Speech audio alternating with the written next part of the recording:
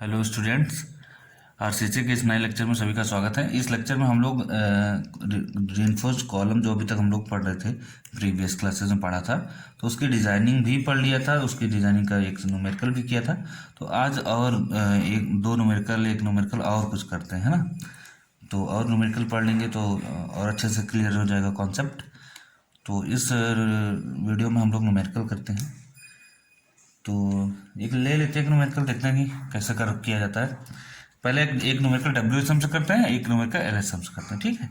तो पहले W S M से करते हैं, ठीक।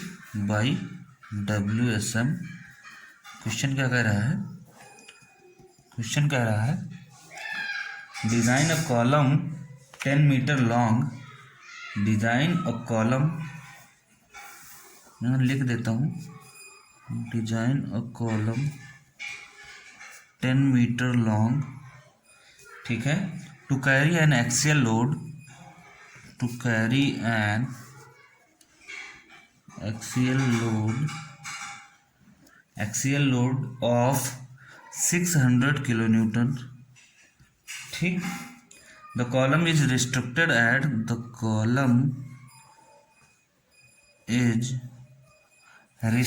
एट रिस्ट्रिक्टेड का मतलब होता है रिस्ट्रिक्टेड एट कि कॉलम को रोक दिया गया है ना, at the ends ENDS ends, use M25 दिया है एंड FE 415 FE 415, ठीक। By using WSM method, working stress method, ठीक। ओके, वर्किंग स्ट्रेस मेथड कह रहा है, ठीक है। एक काम करते हैं, देखिए क्या दिया है क्वेश्चन में, सॉल्यूशन पे आते हैं, क्या दिया हुआ है यहाँ पे देखिए। पहले column is restricted at the ends, ठीक है। क्या दिया है? Column is restricted at the ends, ठीक। रिस्ट्रिक्टेड का मतलब है कि कॉलम जो है फिक्स है दोनों एंड पे, ठीक है। जो कॉलम फिक्स है दोनों एंड पे, तो क्या होगा? एल इफेक्टिव क्या होगा हमारा? एल इफेक्टिव क्या होगा भाई? देखते हैं क्या दिया क्या क्या है। पहली बात तो एल दिया है, स्मॉल एल 10 मीटर दिया है। लोड एक्सियल लोड दिया है, ठीक। पी कितना दिया हमारा? 600 किलो न्यूटन दिया है, ठीक। M25 दिया है, FE 415 दिया, ठीक है। अच्छा, जब M25 दिया है तो याद करिए सिग्मा जो आपका 25 है कंक्रीट का है, तो सिग्मा CC क्या होगा? 25 के लिए सिग्मा CC कितना होता है? 6 न्यूटन पर mm²। याद करिए, आपको बताया था मैंने कि M15 के लिए 4 होता है, 20 के लिए आपका 5 होता है, 25 के लिए 6 होता है, और 30 के लिए 8 होता है, ठीक। 8 न्यूटन पर mm², ये आपका आ गया, ठीक। FE 415 के लिए हमने बताया था आपको कि सिग्मा SC की वैल्यू क्या आएगी, तो 190 बोला था, 190 न्यूटन पर mm² बताया था हमने, तो 190 न्यूटन पर mm², ये भी दिया हुआ है, ठीक है। P आपका दिया हुआ है, ठीक। अब कह रहा है column is restricted at the ends, तो अगर column is restricted at the ends है, मतलब दोनों तरफ से कॉलम अगर फिक्स है, तो एल इफेक्टिव क्या आएगी ऐसे कंडीशन में?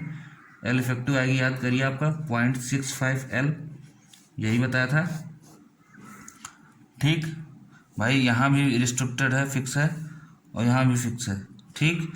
तो कुछ ये वाली कंडीशन बनेगी, ठीक है। तो जो एक्चुअल वैल्यू या वैसे तो होता था L/2, ये वाली कंडीशन बनेगी, वैसे होता था L/2, ठीक। लेकिन आपका जो एक्चुअल वैल्यू आएगी ये कितनी आएगी? 0.65 L, ठीक। तो एल इफेक्टिव बराबर यहाँ पे क्या होगा? 0.65 इंटू L कितना है? 10 मीटर, 10 से मल्टीप्लाई किया, मीटर में है, इसको अगर mm में करना हो तो कितना आएगा? पहली बात तो ये लिख देते हैं 6.5 मीटर, ठीक। जाएगा 6.5 मीटर,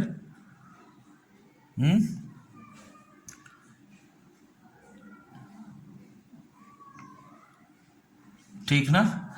ओके, 6.5 मीटर ही आ जाएगा।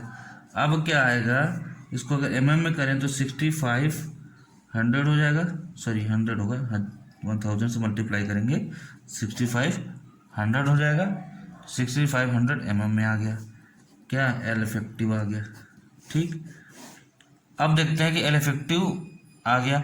अगर हमें वो पता होता है आपका क्या नाम, डायमेंशन बी और डी दिया होता क्वेश्चन में, तो हम पता कर लेते हैं कि एल इफेक्टिव जो है अपॉन बी या डी क्या होगा, शॉर्ट कॉलम होगा लॉन्ग कॉलम होगा, ये पता कर लेते हैं। यहाँ पे ऐसा कुछ दिया नहीं है, तो जब भी ऐसा ना दिया रहे तो एक काम आप कर सकते हैं, या तो आप एज्यूम कर सकते हैं सबसे पहले शॉर्ट कॉलम, और सबसे पहले शॉर्ट कॉलम एज्यूम करेंगे, जैसे पिछले न्यूमेरिकल में हमने किया था, शॉर्ट कॉलम एज्यूम कर लिया था। तो आप शॉर्ट कब यूज करें कॉलम एज्यूम करेंगे और लॉन्ग कब एज्यूम करेंगे, आप यहाँ पे नोट करके लिख लीजिए। नोट, ये पॉइंट पिछली क्लास में बताना था, रह गया था। ठीक है, when L is equal to, when L is greater than 5 metre, when L is greater than 5 metre. ठीक, क्लियर। लेंथ जो दिया है वो एल इफेक्टिव बात यहाँ पे नहीं हो रही है, फिर ध्यान सुन लीजिए, यहाँ पे एल इफेक्टिव बात नहीं हो रही कि एल इफेक्टिव 5 मीटर से ज़्यादा होगा, नहीं। लेंथ जो हमारा है, स्पैन जो है वो अगर 5 मीटर का है या 5 मीटर से ज़्यादा है, तो assume long column, assume long column. ठीक, अगर L is less than 5 metre है तो एज्यूम शॉर्ट कॉलम, एज्यूम कौन सा कॉलम, शॉर्ट कॉलम। ठीक, ओके, एज्यूम शॉर्ट कॉलम। तो यहाँ पे क्या है, यहाँ पे 10 मीटर है which is greater than 5 metre, जो 5 मीटर से ज़्यादा है, तो हम यहाँ क्या एज्यूम करेंगे, लॉन्ग कॉलम। तो एज्यूमिंग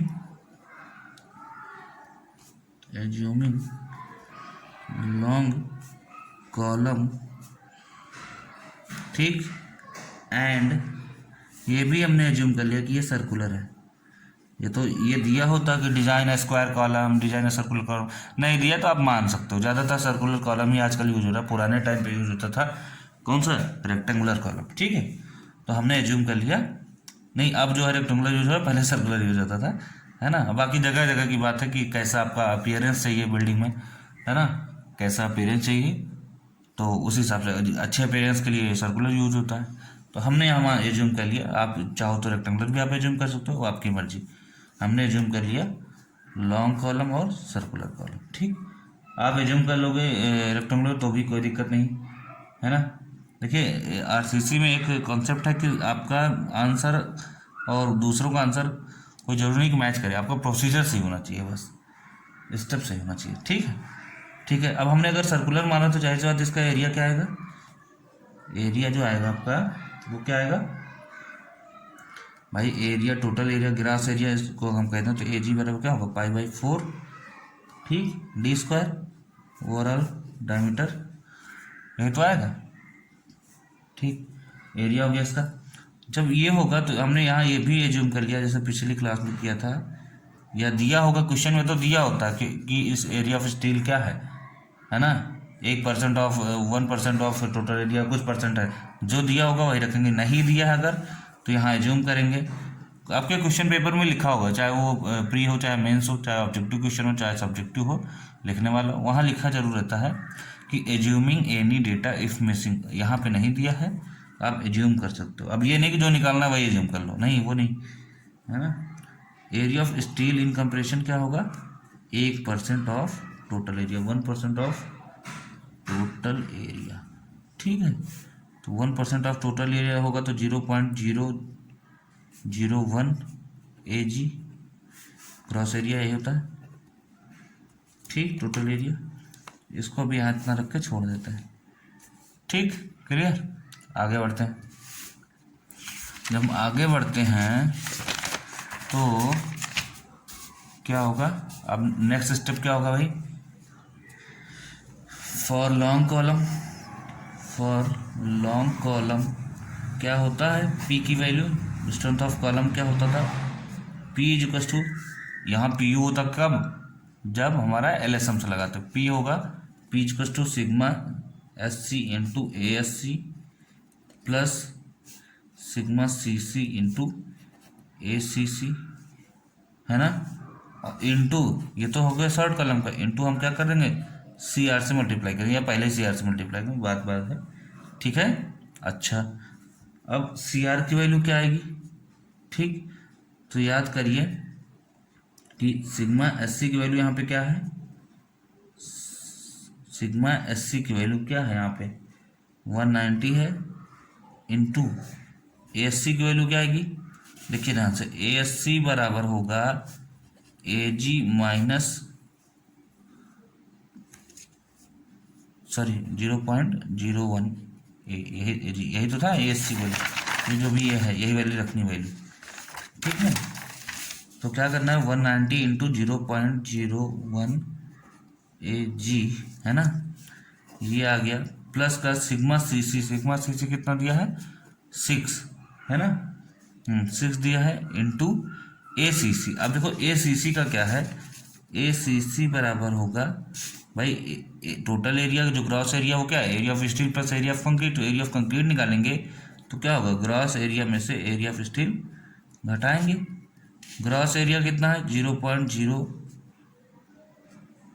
एक मिनट सॉरी ए जी तो ए जी है ही है, ए एस सी कितना है 0.01 ए जी है, जो ये घटाएंगे तो क्या आएगा, ए जी कॉमन है तो आएगा 0.99 ए जी, ए सी सी बराबर यही तो आएगा, ठीक 0.99 ए जी, ठीक 0.99 ए जी है तो 0.99 ए जी रख देते हैं यहाँ पे 0.99 ए जी, चाहे आप इसको अलग से निकाल लो चाहे यहीं डायरेक्ट रख दिए होते, ठीक है, यहीं डायरेक्ट रख दोगे तो स्टेप एक और बढ़ जाएगा, हमने यहाँ लिख दिया, ठीक है, इंटू सी आर, ठीक, इंटू क्या लिख दिया हमने सी आर, ओके, ठीक।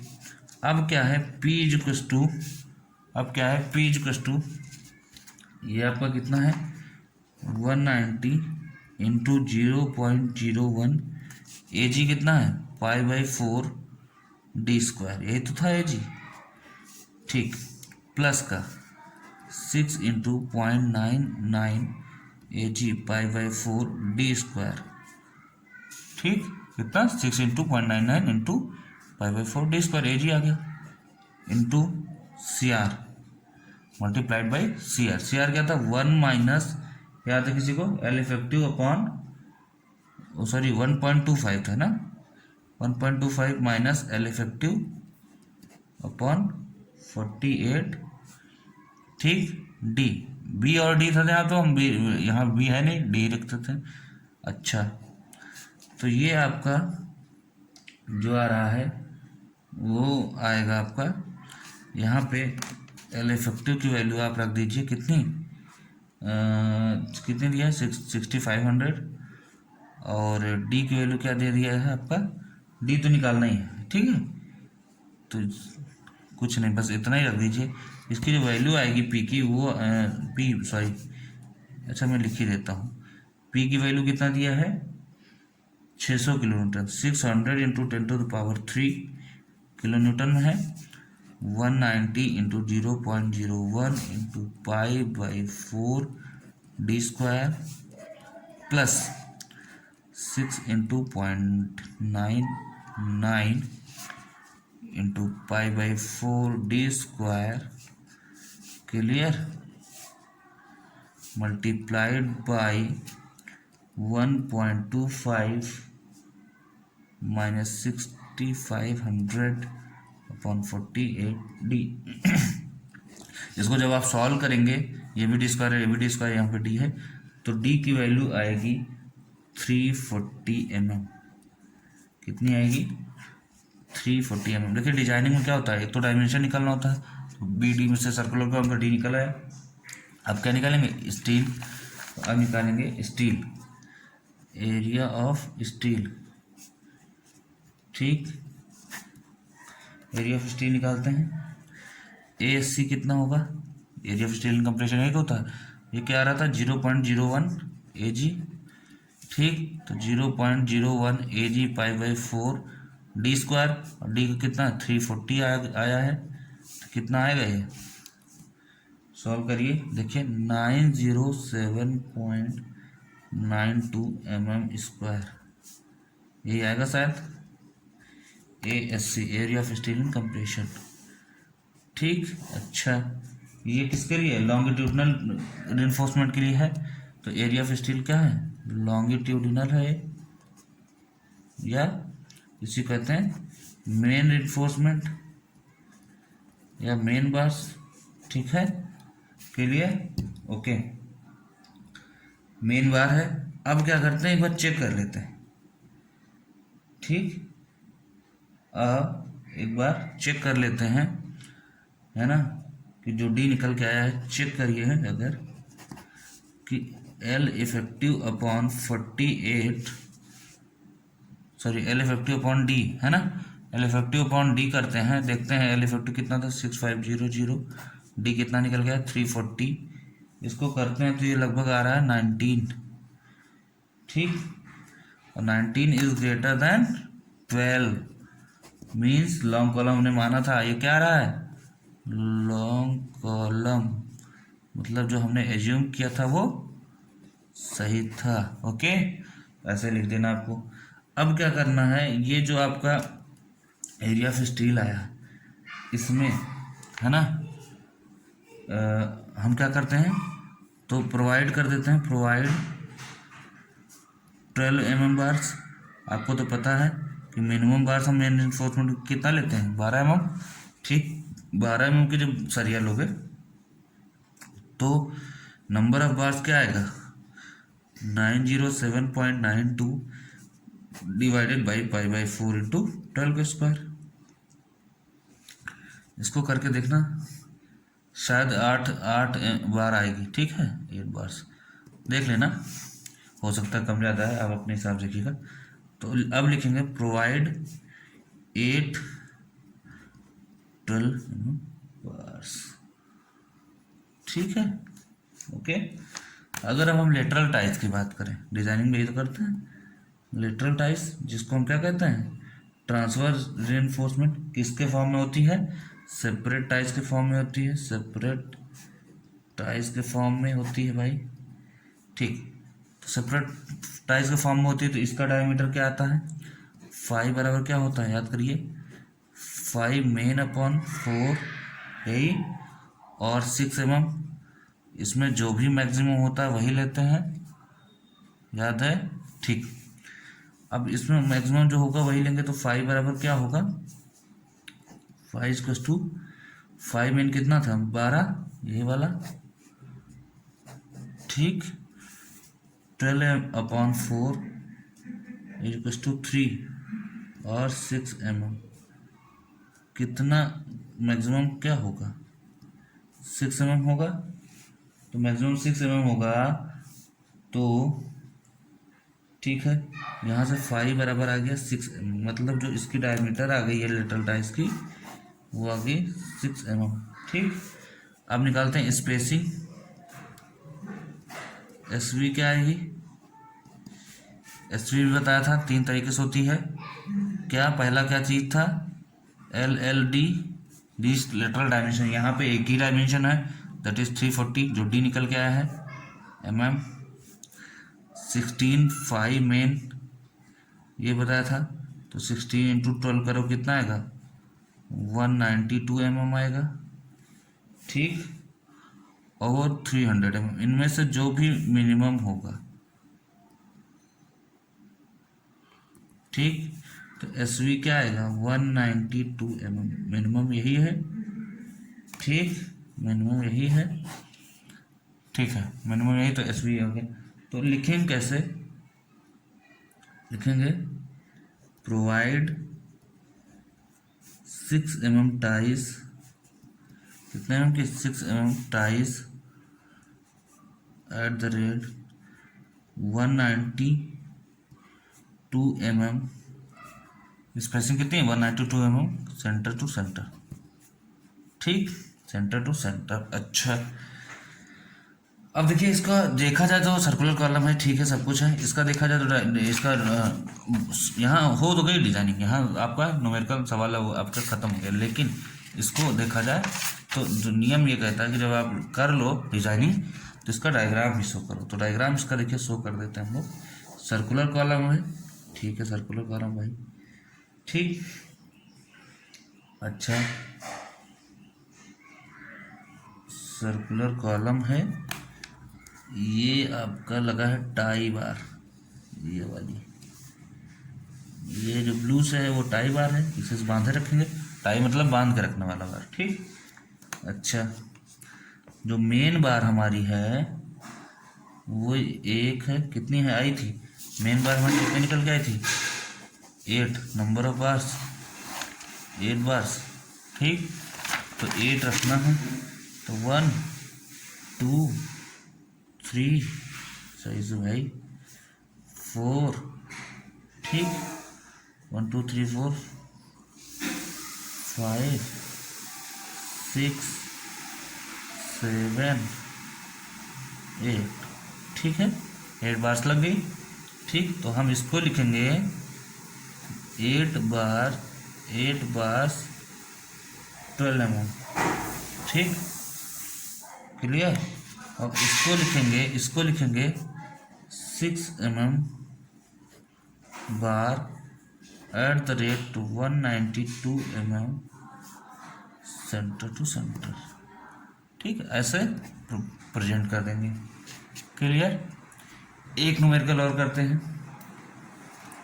ठीक, एलएसएम से कर लिया जाए, एक मिनट, एक एलएसएम से कर लिया जाए, एलएसएम बेस। क्वेश्चन कह रहा है कि by using LSM design a circular column. देखिए इसमें पहले से दे रखा है कौन सा कॉलम डिजाइन करना है, सर्कुलर कॉलम, ठीक है। Design a circular column having load P equals to 1000 kilo newton and using M20 and FE 415। बताइए, इसमें तो एल इफेक्टिव भी नहीं दिया, कुछ एल भी नहीं, स्मॉल एल भी नहीं दिया, कुछ भी नहीं दिया।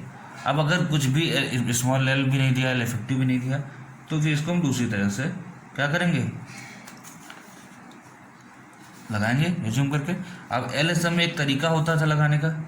एलएसएम में क्या होता था, पहले देखते हैं कि गिवन क्या क्या है। दो ही चीज़ गिवन है, एक तो दिया है P 1000 किलो न्यूटन, ठीक। तो PU क्या आ जाएगा एलएसएम में, फैक्टर लोड 1.5 से मल्टीप्लाई करते हैं तो आ जाएगा 1500 किलो न्यूटन, ठीक। अच्छा, PU आ गया 1500 किलो न्यूटन, ठीक है। M20 दिया है, मतलब कि FCK दिया है 20 न्यूटन पर mm स्क्वायर, ठीक, क्लियर। और FE 415 का मतलब FY दिया है 415 न्यूटन पर mm स्क्वायर, इतना चीज़ दिया है, okay.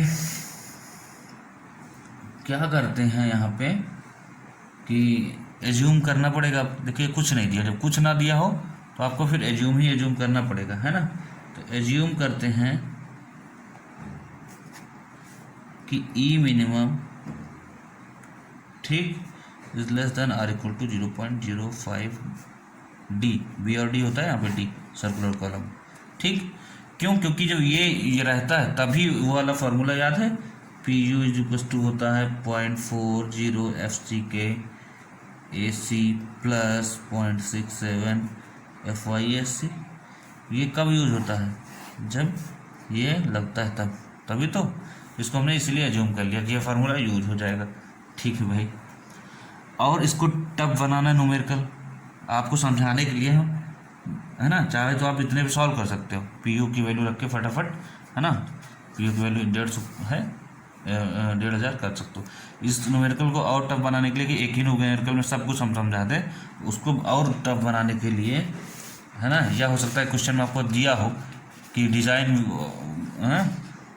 For the helical ties, तो मैं एक चीज़ एज्यूम यहाँ कर ले रहा हूँ, यहाँ दिया नहीं है क्योंकि एज्यूमिंग, ये जो एज्यूम हम कर रहे हैं वो सिर्फ आपको टफ बनाने के लिए, नहीं तो आप नॉर्मली भी कर सकते हो, आपकी मर्जी। Assuming column to be short, मैंने कहा नहीं था शॉर्ट कॉलम या लॉन्ग कॉलम, आपको चूज करना पड़ेगा, फिर देखना पड़ेगा सही है कि नहीं, ठीक है। Assuming column to be short with helical ties, with helical ties, ये जो हेलिकल टाइज है इसको अगर करेंगे ये शॉर्ट, दो चीज़ हमने एज्यूम कर लिया, ठीक। अच्छा, जो हेलिकल टाइज के लिए एज्यूम कर लिया तो आपको पता होगा पी यू बराबर क्या होगा। अब हेलिकल टाइज के लिए 5% स्ट्रेंथ बढ़ जाती है, ठीक, तो 1.05 हो जाएगा, ठीक है। अगर यहाँ पे भी लॉन्ग भी होता तो सी आर से मल्टीप्लाई करते, लेकिन शॉर्ट है 1.05 0.40 एफ सी के ए सी प्लस 0.67 एफ वाई ए सी, है ना, यही तो था, ठीक। पी यू की वैल्यू दिया है, एफ सी की वैल्यू दिया, ए सी की वैल्यू नहीं पता है और ए सी तो भी नहीं पता, तो ए सी भी एज्यूम कर लेते हैं हर बार की तरह। ए सी बराबर 0.01 ग्रॉस एरिया या टोटल एरिया, आप इसको ए जी भी लिख सकते हो या ओनली ए भी लिख सकते हो, कहीं कोई समस्या वाली बात नहीं है। ग्रॉस एरिया मैंने टोटल एरिया, ठीक, ठीक है। देखते हैं, रखते हैं यहाँ से, ये है 1500 किलो न्यूटन 10⁻³ रख देते हैं। 1.05 हाई है, 0.40 है, ठीक है भाई, इंटू एफ सी के दिया 20 ए सी। ए सी क्या होगा, ध्यान से देखिए, एरिया ऑफ कंक्रीट बराबर क्या होगा, टोटल एरिया माइनस स्टील का एरिया। स्टील का एरिया कितना दिया है, तो ऐसे ही रख देते हैं चाहे तो, है ना, ए जी माइनस 0 पॉइंट, यहाँ क्या है, ए जी माइनस 0.01 ए जी, यही ना, ठीक, तो रख देते हैं, इतना क्या दिक्कत है, 0.01 ए जी, ठीक है। ये आ गया बड़ा वाला ब्रैकेट प्लस, क्योंकि ये 1.05 दोनों से मल्टीप्लाइड है, plus 0.67 F Y 415 into A S C. A S C कितना, 0.01 ए जी, ठीक, बड़ा वाला ब्रैकेट लग गया भाई। अरे यही 0.67 इतना इतना, ठीक है। अब यहाँ पे देखो सब कुछ सही, बस ए जी ए जी ए जी चारों तरफ आ रहा है, तो ए जी निकाल लेते हैं ना यहाँ से, ए जी यहाँ से निकाल लेते हैं भाई। ए जी आएगा 13,3505.10 mm²। इतना ज़्यादा एरिया आ रहा है, ज़्यादा एरिया आ रहा है, इसका मतलब डायमीटर ज़्यादा होगा, ठीक है। ये 13,350 कितना आ रहा है, क्या हुआ, क्या दे सकते, इतना आ रहा है भाई, 1,33,550 505.10 mm²। अच्छा खासा आ गया, एरिया इतना आ रहा है, ठीक है। तो एरिया आ गया इतना, तो एरिया बराबर होता क्या है, इसको अगर हम π/4 इंटू डी स्क्वायर के बराबर कर देंगे, यहाँ से डी नहीं आ जाएगा, डी आएगा 412 mm, 412 mm, डी आया 412 mm का बाहर लगेगा, सरिया लगेगी, ठीक। अब क्या है, ए एस सी निकाल देते हैं फिर। सो ए एस सी बराबर क्या होगा, 0.01 ए जी, ठीक, तो 0.01 ए जी, तो 0.01 इंटू ए जी निकल के आया है 3 इतना 0.05.10, क्या आएगा भाई, दो इधर दो शिफ्ट में बढ़ जाएगा आपका 0.051 mm², ठीक है। ये आ गया आपका एसी, एरिया ऑफ स्टील जब आ गया, ये कौन सा है, मेन रिइंफोर्समेंट है, मेन रिइंफोर्समेंट अगर इतना आ गया, अब देखिए ध्यान से, हम अभी तक 12 mm एज्यूम कर रहे थे, पिछली क्लास न्यूमेरिकल में भी 12 mm एज्यूम किया था, क्या मेन रिइंफोर्समेंट की का डायमीटर। तो अब हम क्या करते हैं, ये डी नहीं, ये डायमीटर नहीं, ये डायमेंशन है भाई साहब, डाया ऑफ कॉलम है, बार है, ठीक है, ये डाया बार है, ठीक है।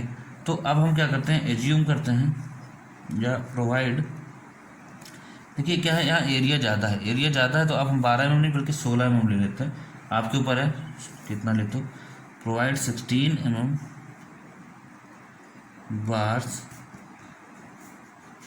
Number of bars is equal to क्या होगा, and number of bars is equal to 1335.051 divided by π/4 into 16 का स्क्वायर, क्या आएगा नंबर ऑफ बार 7 के आसपास आएगा। ठीक है, तो 7 आ गया। ठीक, तो लिखेंगे प्रोवाइड 7 16 5 बार्स। ठीक है, ये ठीक है। अब टाइज की बात करते हैं। ठीक, तो टाइज, सेपरेट टाइज की तो अब हो नहीं रही बात, यहाँ पे क्या है, हेलिकल टाइज की बात हो रही है। तो हेलिकल टाइज की बात कर लेते हैं भाई। हेलिकल टाइज की बात कर लेते हैं। तो टाइज होगी, हेलिकल टाइज की बात करते हैं।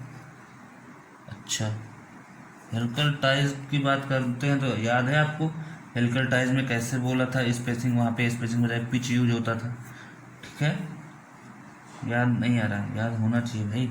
वहाँ पे एक इस आपका फार्मूला था VH/VC, इससे ज़्यादा नहीं, इससे कम नहीं होना चाहिए। किससे कम? 0.36 FCK/FY इंटू AG/AC। ठीक है, -1। ठीक, तो ये वाला फार्मूला था भाई, है ना। यहाँ पे देखो क्या, AG पता है, AC पता है, FCK पता है, FY पता है, VH/VC नहीं पता। ठीक, ओके, VH और VC नहीं पता। AG कितना है? AG तो आपको दिया है 5.10 mm²। AC क्या है? π/4 DC²। यहाँ पे ACC नहीं है, ये AC, ये वाला AC नहीं है।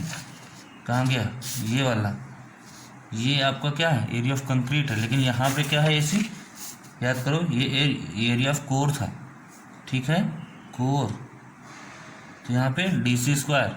ठीक, अब DC की वैल्यू क्या आएगी, तो DC याद है आपको,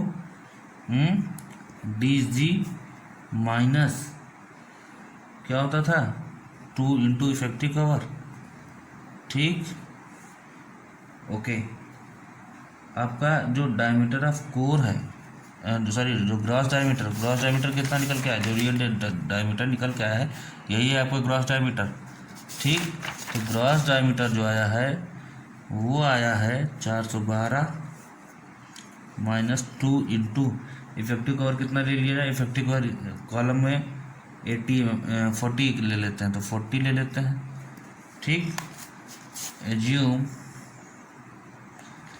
इफेक्टिव कवर कितना लेते हैं कॉलम में, लगभग 40 mm। ठीक है, रख देते हैं। ये तो दिया होता तो अच्छी बात है। कितना आएगा, 412 -80 अगर 332 mm आएगा। ठीक है, डायमीटर ऑफ कोर, तो डायमीटर ऑफ कोर ये आएगा। तो याद करिए, यहाँ से एरिया ऑफ कोर क्या आएगा, 5/4 332²। और ये आपका निकाल लीजिए आप जो भी आए। ठीक, अच्छा, अब बात आती है VH क्या होगा, VC क्या होगा भाई। ठीक, ये AC भी निकल गया, AG भी निकल गया, VH VC क्या होगा, VH और VC, तो VC निकाल लेते हैं पहले। जो VC क्या है, वॉल्यूम ऑफ कोर है, एरिया निकल गया है, लेंथ से मल्टीप्लाई कर देते हैं। ठीक, ओके, 1000 इंटू AC, यही होता है VC का फार्मूला। तो 1000 इंटू AC कितना है, 5/4 इंटू 332², यही वाला जो निकालेंगे आप, वैसे मैंने डायरेक्ट रख दिया। ठीक, VH क्या होता है, फार्मूला क्या होता है इसका, 1000/P। ये P क्या होता है, पिच होता है, इंटू पाई इंटू DC, तो DC की वैल्यू होती है 1 मिनट, इंटू DC/π/4 और यहाँ पे क्या होता है आपका H ही तो होता है यहाँ पे, 5H। ठीक, स्क्वायर यही होता है। तो अब क्या होता है, DC की वैल्यू आपको पता है 332 है, 1000/P, पिच नहीं पता आपको। ठीक, अब देखिए यहाँ पे बवाल फंसेगा पिच वाला। Pitch into pi into T C 332 into pi by 4। 5h आप एज्यूम कर लो 8 का स्क्वायर, ठीक है। एज्यूम क्या, हेलिकल का जो dia of helical bar 5h to 8 mm, या provide 8 mm bars of helical diameter, helical bars, ठीक है। Provide 8 mm helical ties of 8 mm, ठीक है। ये हो जाएगा। यहाँ अगर पिच निकल जाए तो रखने काम हो जाए। अब पिच कैसे निकलेगा, तो पिच क्या होता है भाई, पी बताया था हमने, ये 75 mm से ज़्यादा नहीं होना चाहिए और 30 mm से कम नहीं होना चाहिए, याद है। 30 mm से कम नहीं होना चाहिए और किसके बीच में रहना चाहिए, DC/6 से भी ज़्यादा नहीं होना चाहिए। और DC/6 क्या, 332 तो 6 क्या आएगा 55, ठीक, क्लियर, ठीक ना। तो अब क्या है कि ये जो आपका आएगा पिच, वो आपका देखो 75 से ज़्यादा नहीं होना चाहिए, 30 से कम नहीं होना चाहिए, 55, तो 55 ही इसकी पी क्या हो जाएगी, पी की वैल्यू हो जाएगी, ठीक है, क्लियर। तो आप ना VH की वैल्यू 1000 अपॉन जो पी की वैल्यू थी 55 इंटू पाई इंटू 332 है ना, यहाँ से ये वाली, ठीक है, इंटू पाई बाई 4, 8 का स्क्वायर करके निकाल लेंगे VH की वैल्यू। यहाँ से VH की वैल्यू नहीं निकालिए आप, तो यहाँ से VC निकाल लीजिए। ये तो पूरा ये कैलकुलेट करना बच्चा, इन दोनों को रख के इस वाले इक्वेशन में रख देना, VH बाई VC वाले में, VH by VC not less than 0.36 FCK by FY, ठीक है, रख दीजिएगा। AG की वैल्यू है रख दीजिए, AC की वैल्यू यहाँ से जो आई है कहाँ गई, ये वाली, ये रख दीजिए, ठीक है। कहाँ पे, AC की वैल्यू ये जो आई है ये रख दीजिए, -1 करिएगा। देखिए कि इससे ज़्यादा तो नहीं आ रहा है, इससे कम आ रहा है तो ठीक है, तो इतना आ जाए तो लिख दीजिएगा ओके, लिख दीजिएगा, क्या लिख देंगे ओके। और ओके लिखने के बाद आप लिख देंगे कि प्रोवाइड, अगर ओके आ गया, if okay then provide 8 mm helical ties, 8 mm की हेलिकल टाइज लग जाएगी, ठीक है। तो ऐसे आप क्या करेंगे, डिजाइन कर लेंगे सर्कुलर कॉलम को, ठीक। तो चलिए यहाँ पे आपस कॉलम तो पहले ही ख़त्म हो गया था, लेकिन हमने कहा कि आपको और न्यूमेरिकल्स करा दिया है, तो देख लीजिए आप, जैसे जहाँ पे जो दिया रहेगा क्या क्या जूम करना होता है वो आप सब इस न्यूमेरिकल्स में देख लीजिए। बाकी ढेर सारे और न्यूमेरिकल करिए, जितना प्रैक्टिस करेंगे उतना ही सही रहेगा, ठीक है। तो न्यूमेरिकल्स की प्रैक्टिस करते रहिए और कॉन्सेप्ट भी रिवाइज करते रहिए, ठीक है। तो मिलते हैं फिर नेक्स्ट क्लास में नए चैप्टर के साथ, नए टॉपिक के साथ।